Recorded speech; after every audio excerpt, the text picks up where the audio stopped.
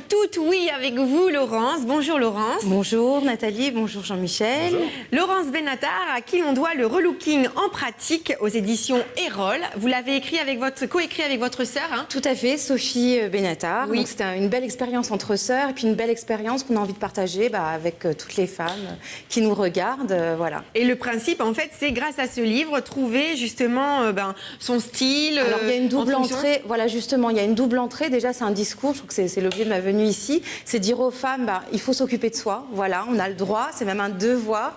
On a le droit de prendre du temps pour soi. On se démène pour les enfants, pour le mari, pour les amis, pour son patron. Mais à un moment donné, on a le droit de se faire plaisir parce que plus on sera bien dans sa peau, plus on sera bien aussi avec tout son entourage. Ça, c'est la première entrée.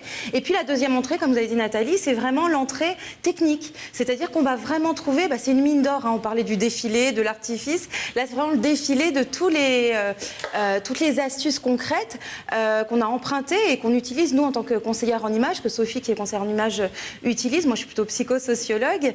Et justement, ça permet de s'approprier les techniques sans pour autant devenir professionnel, mais savoir se maquiller, se mettre en valeur de la tête aux pieds. Voilà, et en fonction de sa morphologie, en fonction aussi de sa silhouette. Parce que c'est vrai qu'il y a encore ce dictat dans les magazines. C'est impressionnant. Même si on dit place aux rondes, place à toutes les femmes, il y a quand même vraiment, quand on feuillette les magazines, toujours des petites jeunes de 15 ans qui nous montrent des vêtements en se faisant passer pour des filles beaucoup plus âgées et super bien faites. Voilà, c'est le message qu'on veut faire passer. On parle des différents âges. Ça commence, ça peut être... Hier soir, j'étais à une conférence et c'est vrai que j'avais des jeunes filles de 15 ans, justement, qui étaient intéressées.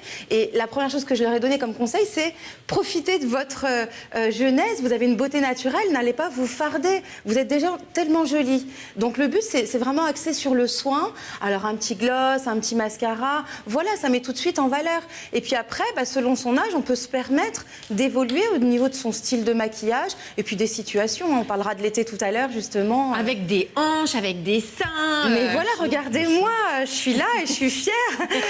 J'ai fait du progrès, on pourra en parler avec Jean-Michel, j'en suis passée par plusieurs étapes. Mais l'important, en fait, c'est quoi être belle? Vous avez dit toute belle, c'est le titre de l'émission. C'est être bien dans sa tête et bien dans sa peau. À partir de là, mais tout est possible. Et comment on y arrive, justement? On y arrive en faisant un pas pour soi chaque jour. Alors ça peut être quelque chose de très simple qui n'a rien à voir avec le maquillage ou le régime ou ce que vous voulez. C'est-à-dire on a l'habitude de courir, on travaille et on se dépêche de rentrer chez soi pour les enfants, pour la maison, etc.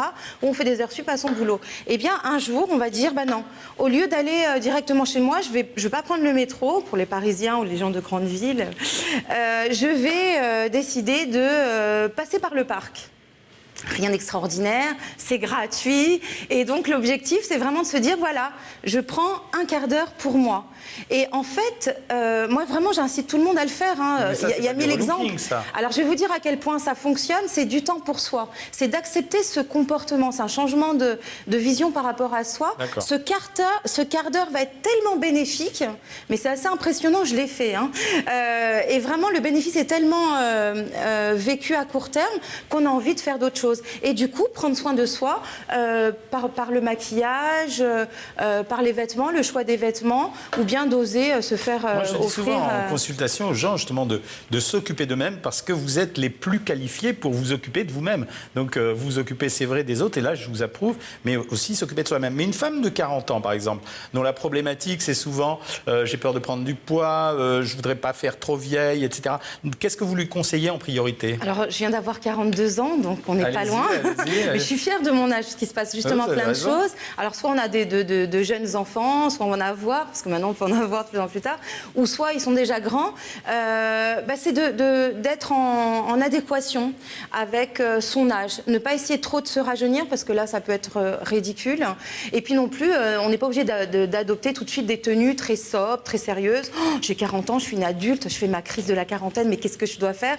On a un moment quand même de remise en question. Moi, je sais que le jour de mes 40 ans, il fallait pas qu'on m'appelle, je pleurais à chaque coup de fil. Mais 41, 42, c'est encore très très bien. Et en effet, ce que je peux conseiller directement, c'est prendre conscience de ce qu'on fait pour soi. Alors au niveau du maquillage, au lieu de s'acheter du bleu, du vert, du rouge, de dire voilà, je suis brune, j'ai les yeux marrons, qu'est-ce qui m'irait le plus? de prendre conscience et prendre du temps. Alors si on n'a pas l'information, on peut faire appel justement à des conseillers en images, mais même dans une boutique, les vendeuses sont extrêmement qualifiées. Dans le livre, évidemment. Votre livre, vous décrivez les différents types de silhouettes. Exactement. Donc voilà, il faut trouver sa silhouette et en fonction de la silhouette, c'est descriptif et puis les commentaires pour ensuite trouver la forme du vêtement qui vous va le mieux. L'intérêt déjà, c'est sortir des clichés. Moi, je suis grande, je suis petite, je suis mince, je suis grosse. On est comme on est, voilà. Oui. Voilà, ça c'est un état, ça change au cours de la vie, dans un sens ou dans un autre, mais quoi qu'il arrive, tous les jours, il faut bien s'habiller. Voilà. Alors, je peux vous donner un exemple, par exemple, de silhouette. Alors, c'est vrai que la silhouette idéale, c'est la silhouette sablier, en fait. C'est-à-dire les épaules un peu larges. Ouais, j'y arrive. Taille. Pas encore, 60, mais presque. Ouais. Voilà. 90, 60, 90. Voilà, ça c'est le cliché. Mais en fait, on est toutes tellement différentes. Il y a des silhouettes qui sont rectangles.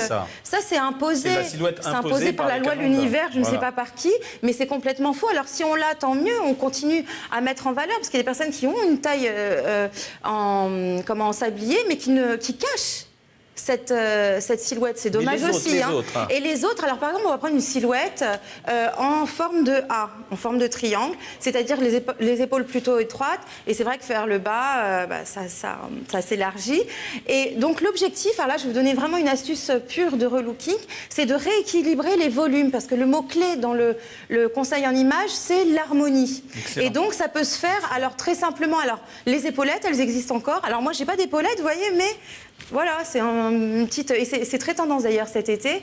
Vous pouvez trouver des petites tenues comme ça et ça permet, de retrouver les épaules qu'on n'a pas forcément naturellement. Et puis on n'a pas besoin de devenir une grande nageuse. Et je vois, vous êtes tout en couleur.